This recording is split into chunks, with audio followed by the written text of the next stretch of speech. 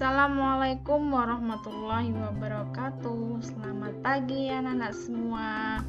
Hari ini kita akan belajar IPA tema 9 tentang berbagai sumber energi, perubahan bentuk energi dan sumber energi alternatif, angin, air, matahari, panas bumi, bahan bakar organik dan nuklir dalam kehidupan sehari-hari.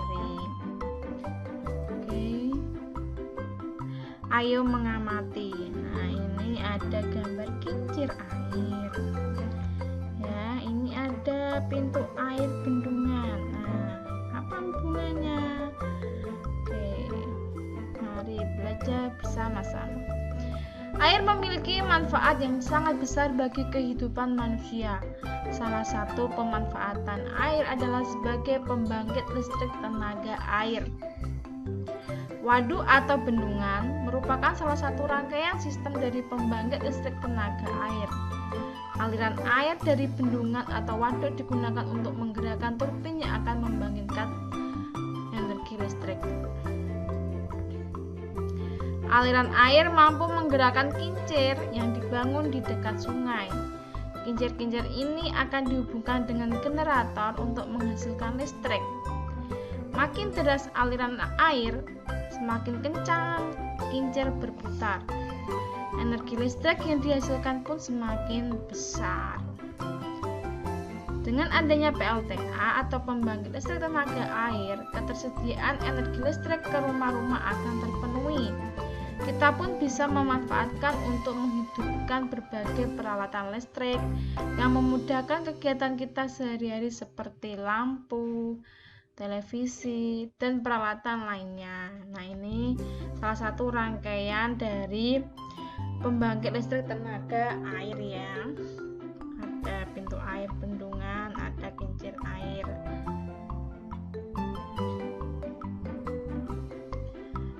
Sumber energi dibedakan menjadi dua. Pasti tahu ya, sumber energi yang dapat diperbaharui dan tidak dapat diperbaharui. Sumber energi yang dapat diperbarui merupakan sumber energi yang tidak akan habis meskipun digunakan secara terus-menerus. Contohnya matahari, angin, air, panas bumi, tumbuhan, hewan, air dan tumbuh-tumbuhannya. Kemudian sumber energi yang tidak dapat diperbarui merupakan sumber energi yang akan habis. Contohnya batu bara, gas alam, dan hasil tambang lainnya. Macam-macam energi. Yang pertama, energi bunyi adalah energi yang dihasilkan dari suara atau bunyi-bunyian. Misalnya bunyi halilintar, bunyi gitar, bunyi klakson dan bunyi gong.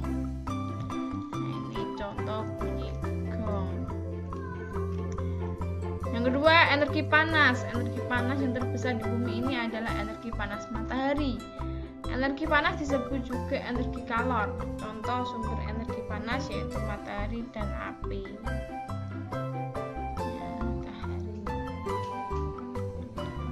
Yang ketiga, energi listrik adalah energi yang dihasilkan karena adanya arus listrik. Ini contohnya setrika ya. Kemudian energi gerak atau kinetik merupakan energi yang dimiliki oleh benda yang sedang bergerak. Contohnya kincir angin. Energi potensial yaitu energi yang tersimpan di dalam suatu benda karena kedudukan benda tersebut. Nah, ini salah satu energi potensial ya, air terjun. Yang keenam, energi cahaya adalah energi yang dipancarkan oleh sumber energi cahaya.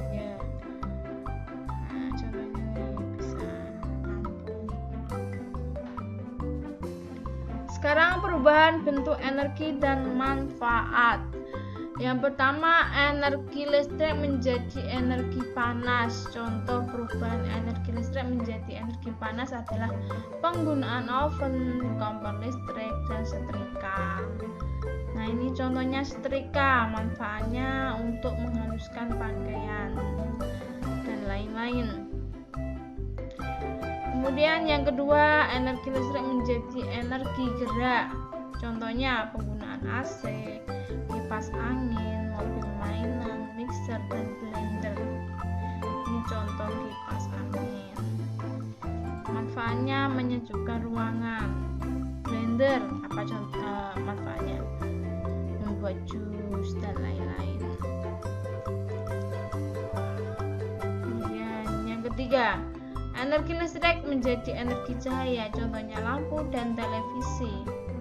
Lampu ya. Manfaatnya menerangi ruangan. Kemudian yang keempat, energi cahaya menjadi energi listrik. Contohnya penggunaan panel surya.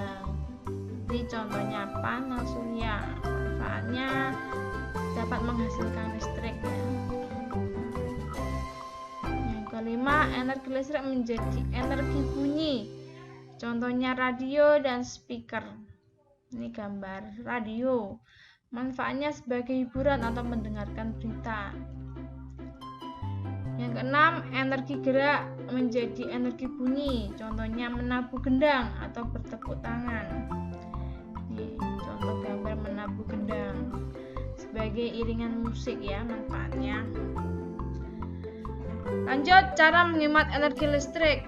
Gunakan peralatan rumah tangga yang bersifat hemat energi. Kemudian matikan pompa air, lampu, dan televisi jika sudah tidak digunakan lagi dan sesuai kebutuhan. Yang ketiga, gunakan lampu hemat energi, contoh lampu LED. Yang keempat, tidak berperilaku boros. Yang kelima, mengurangi penggunaan peralatan rumah tangga berbasis listrik. Ini contoh poster hemat energi. Sumber energi alternatif. Yang pertama, matahari. Matahari merupakan sumber energi utama di bumi. Pada saat ini, sel-sel surya sudah biasa dijumpai di atap-atap rumah, rumah sakit, dan hotel-hotel. Itu termasuk panel surya yang tadi ya. Kemudian yang kedua, angin, yaitu gerakan udara di permukaan bumi yang terjadi karena perbedaan tekanan udara. Angin telah dimanfaatkan sejak dahulu sebagai sumber energi pada perahu layar dan kincir angin tradisional. Saat ini, energi angin digunakan untuk menghasilkan listrik melalui alat yang disebut aerogenerator. Ini kincir angin. Kemudian yang ketiga, air. Air yang deras merupakan sumber energi gerak. Energi itu biasa dimanfaatkan sebagai pembangkit listrik tenaga air. PLTA dibuat bendungan air di tempat yang tinggi. Air yang dibendung tersebut kemudian dialirkan menurun sehingga akan mengalir seperti air terjun yang deras.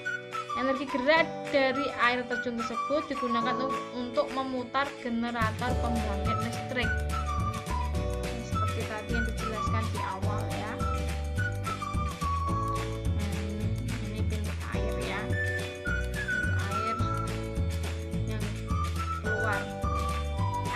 Yang keluar seperti air terjun. Ini untuk menggunakan generator pembangkit listrik air tadi. Kemudian panas bumi. Energi panas bumi atau energi geotermal merupakan energi yang berasal dari panas yang disimpan di bawah permukaan bumi.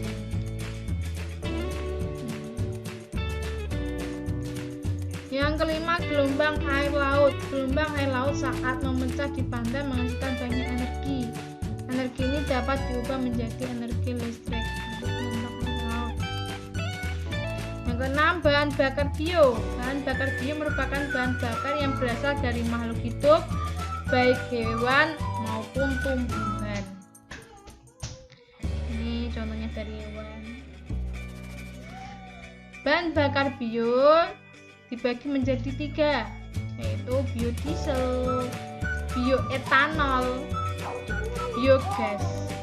Biodiesel itu pengganti solar, berasal dari tumbuhan berbiji yang mengandung minyak seperti bunga matahari, jarak, kelapa sawit, kacang tanah, dan lain-lain. Sedangkan bioetanol pengganti bensin, berasal dari tanaman singkong, ubi, jagung, dan sagu. Dan biogas yaitu pengganti bahan bakar kendaraan dan menghasilkan listrik. Berasal dari kotoran hewan. Ya, bahan bakar bio ada 3 macam ya, biodiesel, bioetanol, biogas. Nih, ada kompor biogas dari kotoran sapi. Ini ya. Gambarnya seperti ini. Kotoran hewan yang ada dimasukkan ke dalam ruangan bawah tanah atau lubang. Ini ya. Penguraian kotoran hewan dengan bantuan bakteri akan dihasilkan gas metana yang digunakan sebagai sumber energi panas kompor. Ini kotorannya menjadi kompor, bisa menghidupkan kompor, terus menyalakan lampu juga bisa. Oke, sekian pembelajaran kali ini. Tetap semangat belajar, jaga kesehatan, jaga sholatnya, patuhi orang tua. Terima kasih. Wassalamualaikum warahmatullahi wabarakatuh.